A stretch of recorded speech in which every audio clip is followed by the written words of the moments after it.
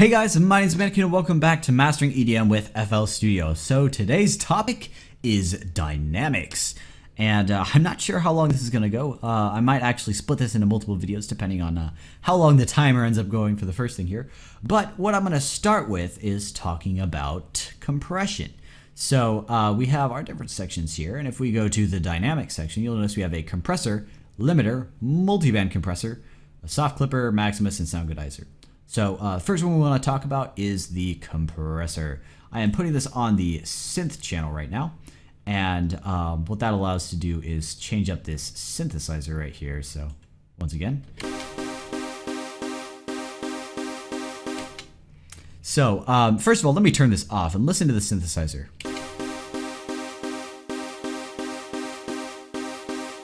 So once again, as with a lot of plugins, when you turn it on and you have the default setting, it doesn't really do anything. So this is a very unfortunate compressor.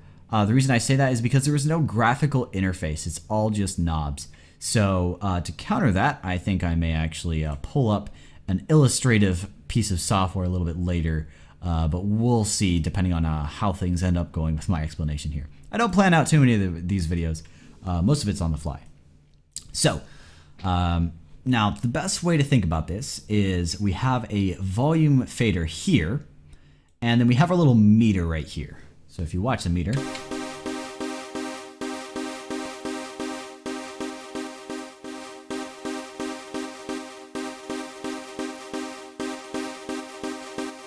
so you noticed one of the things I was doing there was I was just kind of following the synthesizer and pulling this down whenever the synthesizer hit.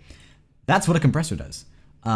Really, that's the whole premise of it. So basically, it watches this little meter here, and it turns down the volume. You won't see it happen here, but it turns down the volume inside this to compensate. So when the sound goes up, this goes down. Now that's the general basic explanation of it. But as you can tell here, we have 6 knobs that we can change from. This one's less like a knob and more like a switch. So the first thing we have is the threshold. Threshold is the one of the ones that makes the most impact.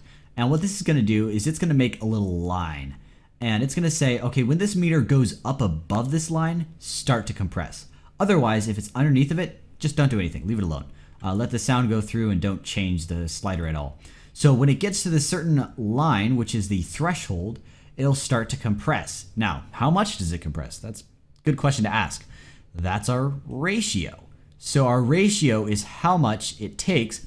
Now, I could say the technical description, which is how much it takes. Let's see. So if I have it at 11:1, that means it takes it's 11 times more difficult for it to increase in volume after the threshold than if it were to not have the compressor on. So that's kind of the idea. So basically, this just slows it down unless you turn it all the way up. Which is 30:1, which is pretty high ratio, which would mean that if sound were to try to go above the threshold, it'd pretty much just hit it and stop. So it wouldn't do too much there. So just showing these two here, I could really show you what's happening. So we're going to turn this up to something, yeah, we'll turn it up all the way, just kind of show you. And then listen as I turn the threshold down.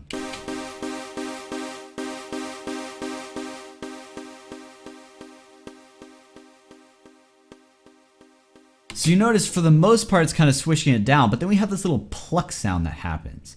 Now, where does that come from? That comes from the attack and release. The attack is how quickly does it respond to crossing the threshold.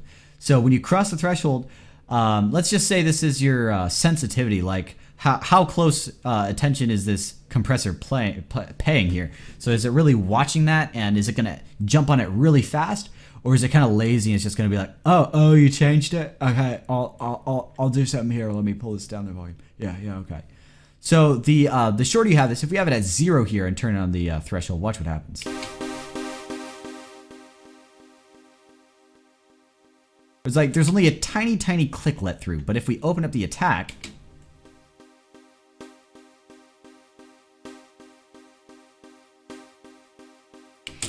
then it lets a lot more through. Now, one of the things you probably noticed is the fact that additionally, when there was a bigger gap in the notes, so we'll zoom in here so you kind of see, when there's a bigger gap in the notes, the next one is louder.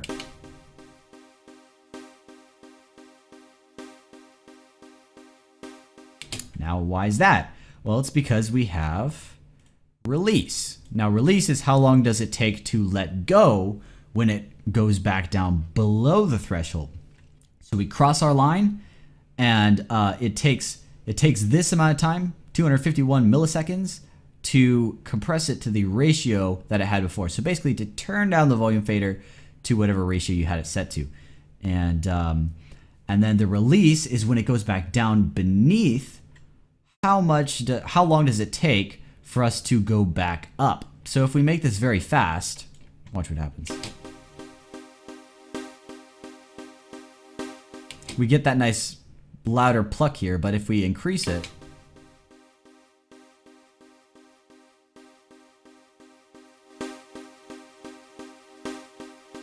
so this is the, how much does it let go? How fast does it let go? And this one's how fast does it attack?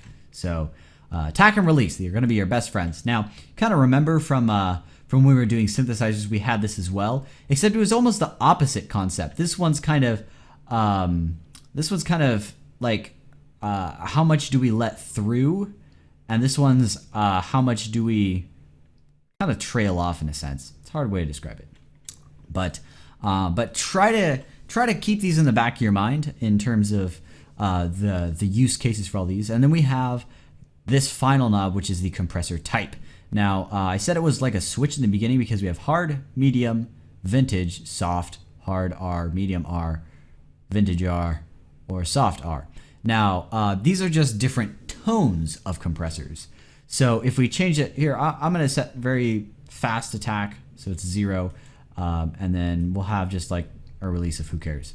Now, if you listen to this, it kind of sounds rougher, but if I change this, you'll notice it starts to change the tone as well.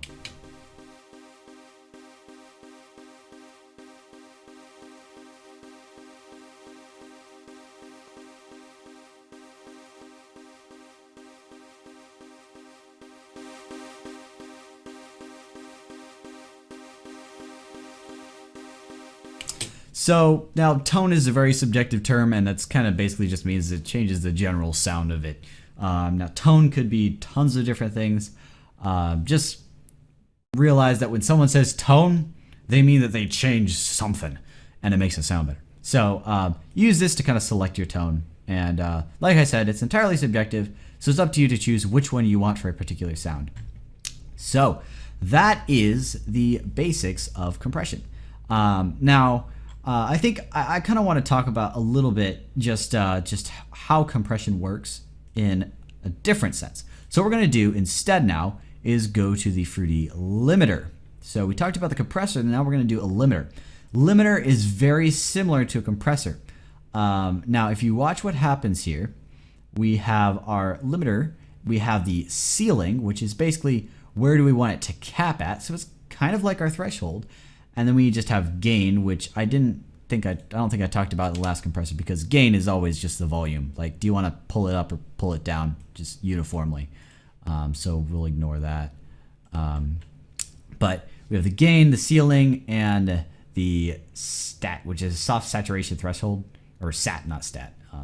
But this is kind of, I think it's like a buffer almost. So then once again, we have the attack, release, and look ahead. Look ahead is something that shows up in some things. It's just kind of like, it's like it can look into the future and kind of see, predict prematurely whether or not it's going to have to compress. So that way it could kind of start doing things ahead of time. So like if you have like a really jagged spike up in the audio, here, let me just do this. If we have a really jagged spike in the audio, and it kind of goes like that, then if it sees this jagged spike instantaneously, it's going to be like, whoa, I have to start compressing now. And it's going to be a little bit late. That's why we get that kind of click that you were hearing even when we had the compressor here set the attack to 0. It still had a little bit of click in it, and that's because there's no look ahead on this one. So if we gave it a chance to look ahead, then it would say, okay, this peak's coming up, so I'm going to start decreasing it now so that when we hit it, will be compressed already. So that's just what look ahead does. So now without further ado, let's play with this limiter. This is like reducing a threshold.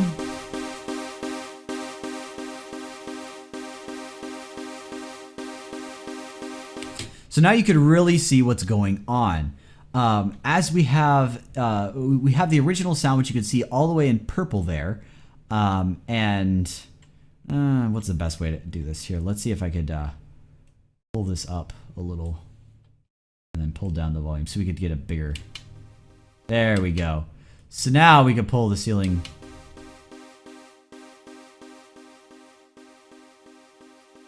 So now that we have this, you can see as I pulled the ceiling down, it basically started squashing a sound. So this is the gray stuff is the sound that's let through. The purple stuff is the original sound. This right here is how much it's turning the volume down. So you can see as I turned the threshold down, it had to turn down the volume a lot more to compensate to squish it down. That's basically what a compressor does. And that's why the limiter and the compressor are in the dynamic section. Now, the use case of the compressor and the limiter is slightly different, but for the sake of basically what we're doing right now, the compressor and limiter are pretty much the same thing, except for the fact that the compressor has a ratio that we could work with, and the limiter does not. The ratio is always at what's called infinity, meaning that it doesn't let anything over a certain amount. So see that green line, that ceiling that we made? It won't let anything over that. Now, depending on your limiter, you may have an exception to this rule and it may let some tiny bits through, but for the most part, that's the difference between a compressor and a limiter. So I can just switch this to compression mode and show you everything that we're doing. And this one kind of gives you graphically a lot better idea of what's going on. So we could have our threshold here, which is gonna, we'll pull it down to there. Actually, we need to turn the ceiling back up because I forgot they go, it's two of them in one, not switching between them. Turn up the ratio. Come on.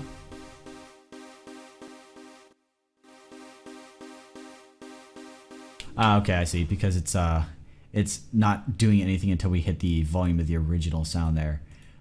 So what we're gonna have to do is, I'm just gonna have to do, we will move this one here. We're gonna move it down by hitting D, and then we're gonna add, let's see if there's just a basic gain plugin I could slap on here. I've never been able to find a bit. Actually, you know what? What am I talking about? The gain's right here, no wonder. Okay, so anyway, confusion aside, I'm gonna reset this.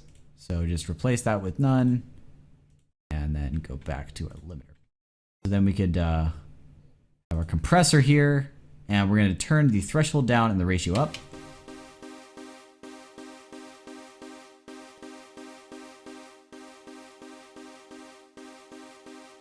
So you see our compressor's doing stuff now, and that's kind of the idea of what's going on. Now the attack will want to increase a little bit.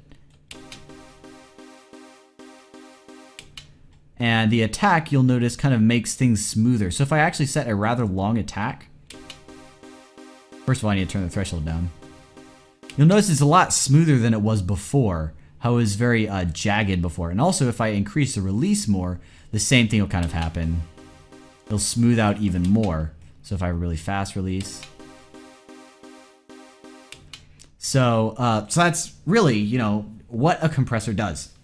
Now, once again, as I like to do, I'm going to talk about the use cases really quick. It won't take that long.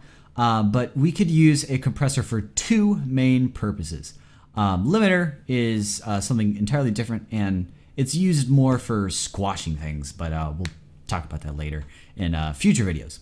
So let me get rid of this so we're not distracted. But what a limiter can do, not a limiter, what a compressor can do is one of two primary things. The first one is smoothing sounds out. So if you have a punchy synthesizer, you could smooth it out to make it sound a lot smoother than you know, having that initial pluck at the beginning, or punch or click, or whatever sound you may have at the beginning.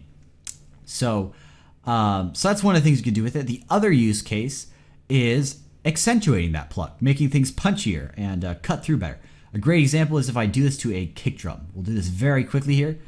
Drop a compressor on our kick drum, and I'm gonna make a really high ratio, a really low threshold, and the release is gonna be not too long, and the attack is gonna be rather long. So what happens here, if I can solo the kick, you'll notice the kick is very quick, and if I turn it off,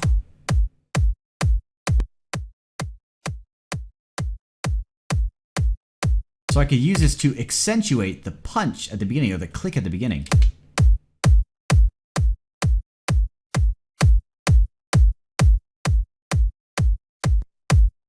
Let me balance that out. So it gets this much stronger punch at the beginning. That's one of the things that a compressor can be used for that you might not think at first, because you kind of think it's smoothing things out. But in the sense of what we are talking about in terms of the limiter here, if we have a fruity limiter, if we have the compressor going here, and you know what, let's go back to paint. This will be even better. So if we have this huge peak right here, and if we have a very fast attack, it's gonna cut off that peak, and we're gonna lose all that, and it's gonna be squashed down to there. If, on the other hand, we have a very slow attack, it's gonna actually go like that instead. So that means everything, we'll say, goes like this. Everything right here is going to be quieter than this stuff right here. So it's going to squash down this half, but this half right here, excuse the mess, this half is going to be accentuated, and it's going to be louder than this half. So it's kind of like selective boosting in terms of time. So now, like I said, the other way we could do it is we could have it smooth out that cut at first, and then it wouldn't really do that much of this stuff down here. But if we did that other way where we let it through at first and then squash the stuff down here, then it might squash some stuff down here that was originally louder and shrink it down. So we kind of, we get rid of this stuff right here, and we'd have our new sound that this part would be quieter than previously. Those are the two primary use cases of a compressor, and it's just to add punch or to reduce punch. And the way you do that is really up to kind of, intuition, thinking about the way that the compressor works. So I could say a shorter attack will make things smoother, a longer, but I don't want to create like a whole guide for you guys. I want you to really try things out, like I kind of say in a lot of my other videos. Try things out, experiment around, and get the sound so that, it kind of fits your image of the way things work. And once you tie your image of the way things work to actually being able to use a compressor, then you'll be able to hop in a compressor and just like do some really quick compression like I did with that kick drum and really know what's going on. I remember the first couple of months that I was using a compressor, I knew how it worked, but I didn't really know how to tie in the idea of how it worked to what people were all saying with do this, this, this, and this to make things punchier, this, this, this, and this to make things smoother. I was just kind of lost in all that stuff, and I wasn't actually trying to connect my idea of the way things worked to the actual sound of what happens when you tweak each control. So anyway, thank you guys so much for watching. Hope this was a decent introduction here on dynamics. Now there are some other ones here. Multiband compressor is a compressor and an EQ in one. So we have the EQ allows us to, let me grab the other EQ here. EQ allows us to take a certain section and boost it. Well, a multiband compressor allows us to take a certain section and compress it. So, so that's kind of an interesting tool there. Very difficult to use well, but when you can use them well, you could do some crazy things. Soft clipper is kind of like, it's not really a compressor, but it kind of is. So it's more like a limiter, how I kind of talked to you, how it just, after a certain point, the threshold, it just like, it completely cuts things off and doesn't let things go by. So that's kind of what that's doing as well, but it is still very volume based in terms of turning things down. Maximus is super powerful, and it's a multi-band compressor, limiter, and mastering suite, whatever. It does a lot of cool stuff. Sound Goodizer is the one knob solution for compression, and it just does a great job at doing multi-band compressing and making things sound hi-fi. But be careful not to use this too much because it's very tempting, because when you slap it on something, it might make it sound better. But if you do everything like that, then what'll happen is you'll kind of ruin your sound, and it'll sound like everything was put through Soundgoodizer. And it is a very, it is kind of a very distinct sound in the sense that you could tell when someone's overusing stuff like that. But anyway, thank you guys so much for watching, and I will see you in the next video.